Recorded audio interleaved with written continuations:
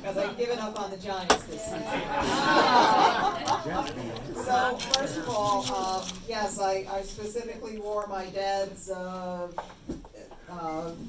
Marine Corps Iwo Jima shirt because he was with the Marines in World War II and Korea. So thank you to the vets who are here today. I see some other familiar faces there. So, oh, your gavel. I might get carried away, so keep that out of my range. I was thinking of this on the way here, that I was giving a lecture on UFOs, and I was talking about this older gentleman who was a fabulous, fabulous witness. He was a Marine and badly wounded on Iwo Jima, and then when he got better, he became a lifelong FBI agent, and his specialty was special dignitary protection. So if the Queen came here, he was the man to protect her. So I'm at a Barnes & Noble and I'm telling this man's story. And there's somebody sitting there, with their arms crossed. There's always one in the crowd. I don't know which one of you tonight is that one. Probably Al. I'm telling this man's story, and some guy's like, big deal, he was with the FBI, and I'm like, okay. And so I'm telling this man, about his career in the Marine Corps and being, badly wounded in Iwo Jima. What does that matter? He's like, oh, big deal, he was with the Marines. Wow. Slowly I turned. And I very politely, very diplomatically tore him a new one. But, so thanks again to the veterans, and obviously something I think is extremely important. I think what I'll start out with, I brought a little show and tell. And because I saw that you're all going to the Museum Village, which the hearse, creepy hearse, is on the cover of volume 13 there. I was there for several investigations over the years. And two things there's many things of particular interest, but the apothecary or the drugstore there, many people feel these very weird feelings there, disoriented. When we were there, we were with, Mike Warden, he's spoken here, the police officer. And I don't know, have you had Barbara yet here? Oh, we need to get Barbara, the psychic, most amazing psychic I've worked with. And we're in the apothecary, and all of a sudden Barbara yells and runs for the door. When your psychic runs for the door, you pay attention. So like, what are we running from? She saw this dark, I don't want to call it an entity, at least it was a shadow. It came up the back of the wall and over the top and was over us. I didn't notice because I'm running behind her. But this also happens in the livery stable where the old hearses are. This is one of the typical things, so watch for it. Not just a shadow coming up the wall, but going over the ceiling above you.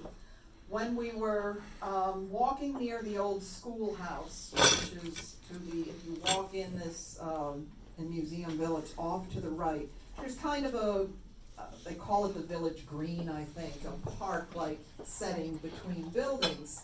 And we're standing there talking, some staff members are with us, and I'm looking at this man walking across the Village Green. And I thought, all right, he's probably another staff member. He was wearing like a white shirt and a dark jacket, and he was very tall, very thin, very gangly. And I thought, wow, he's like the epitome of Ichabod Crane. Yeah. He just looked like it. And then poof, he vanished into thin air. And I'm standing there, and I spun completely around, like, where did he go? And Barbara's just standing there looking at me. She goes, you saw the tall, thin guy too? And I said, yes, I did. So we talked to the staff members and just said, just came out and said, do you know anybody who fits this and I don't remember the name, but immediately said, oh yeah, that's Joe. He worked here for decades. He loved the place, said he would never leave, and he had died like a month ago. So watch out for Ichabod Crane there. He's a nice guy. But the other thing, I'll pull that out in a moment. In the apothecary, there was a woman, they had little ghost tours, and she's on the ghost tour, and she said she's standing near the wood stove, and everything started to spin, and she thought she was going to fall over backwards, and a hand grabbed her shirt and pulled her upright. The only thing is there was nobody there, and her shirt was wet and stained, and on the floor in front of her there was like a puddle of water. So this was a brand new shirt she was wearing. I think it was 3 days later, she comes to one of my lectures, she's like, here, take this. I'm like, what are you giving me? I'm giving you my shirt. I don't want it in my house. And I will bring this out because how often do we get to see objects that, so this is the shirt. And can you see the dark stain? It's just as if, hold it up higher, we can't see. Can I have the shirt? if you look at it, I'll have it hanging up here that you can take a look. But I think I'm going to, I know somebody I can send this to who might be able to swab this. I would love to get the chemistry of whatever this is. So that's some Museum Village, a little piece of Museum Village haunting there for you. I definitely want to take questions, and I'll talk about all kinds of things tonight, but you see I have something else in what is behind door number 2? Years ago, I was called up to a haunted private home up in near Ellenville, New York, and many, many things happened there. That's, oh, I didn't know what that was. Those few people. It's an entity crawling under the table. Civil War, Revolutionary War soldiers are seen there. The property behind this used to be a mob body dump. A woman committed suicide by hanging herself from the apple tree. Actually, we think it was a murder. So a lot of things were going on there. And this woman bought, it's a small little cottage type home that was converted to year-round. And she would go to work and come home, and she'd have these messages on their answering machine. Who's that Chinese guy standing on your porch all day? Friends would call her up. Why is this, who's this Chinese guy staying with you, this little Chinese guy? And trust me, in this rural section of Ellenville, there weren't a lot of Chinese. And she comes to find out that one of the previous owners was this little Chinese guy, Jimmy Lee. In fact, he wrote a best-selling Chinese food cookbook called, I think it's just called Mr. Lee's Chinese Food or something in the 60s. He was also a painter. So Mr. Lee is showing up, they called him Mr. Jimmy, is showing up as a ghost in this house. And he painted. So I thought, that would be interesting. Wonder if I could ever track down one of his paintings. And she says, oh, we have one of them. And I'm looking around, well, where is it? Oh, we don't take it out of the attic. And I'm like, why not? She goes, we can't even stand to look at it. We can't even be in the same room with it. So it's Mike, the big strong cop, and our psychic Barbara, and we're like, we've been doing this for years. Bring it up, bring it down. She's like, I'm warning you. So she brings it down. It's a painting of a little boy. And she brings it down and she turns it around. And honest to God, we all gasped and stepped backwards. And I think my first words are, oh, there is something very, very wrong there.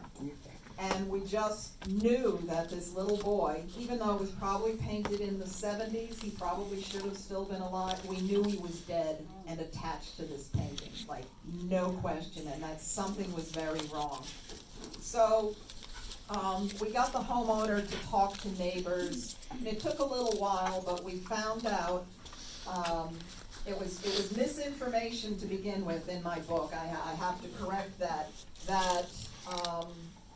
that they tracked down the elderly mother of this boy, and No. that he had been killed, he had been hit by a car on his bicycle years later.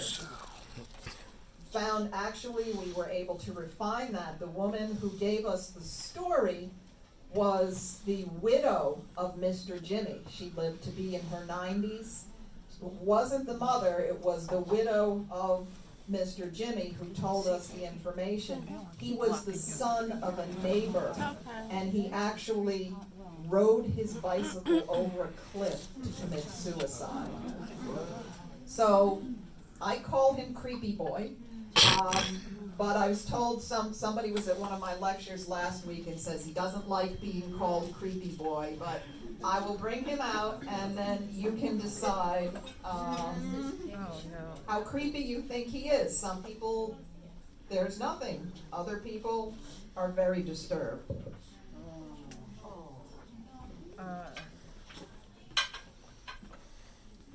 So, there he is. I gave a talk He doesn't to look about creepy. 100 seniors a few weeks ago and put out the painting, and I said, show of hands, who feels anything from it? Nope. Thank not a you. thing. And then afterwards, half the people came up to me and said they felt something from it. So Yeah, he doesn't initially, look anybody creepy. have just curious, any reactions at all?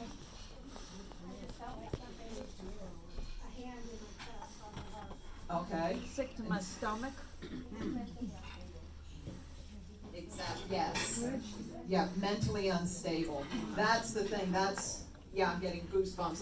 That's when I stepped backwards, I said something was very wrong.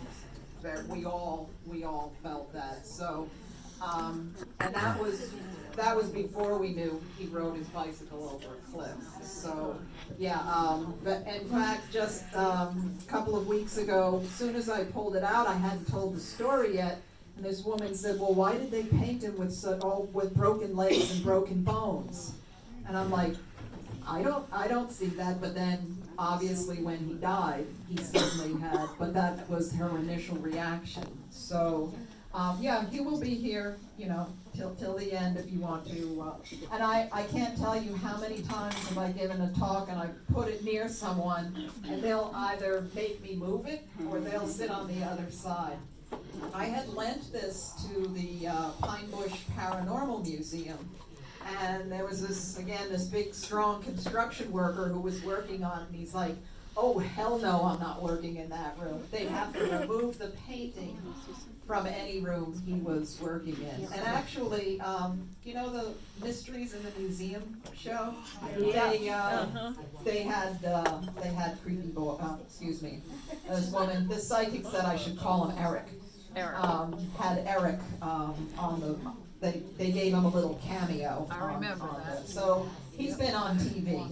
Yes, So, all right, yes. How old was he when he rode his bicycle over the cliff?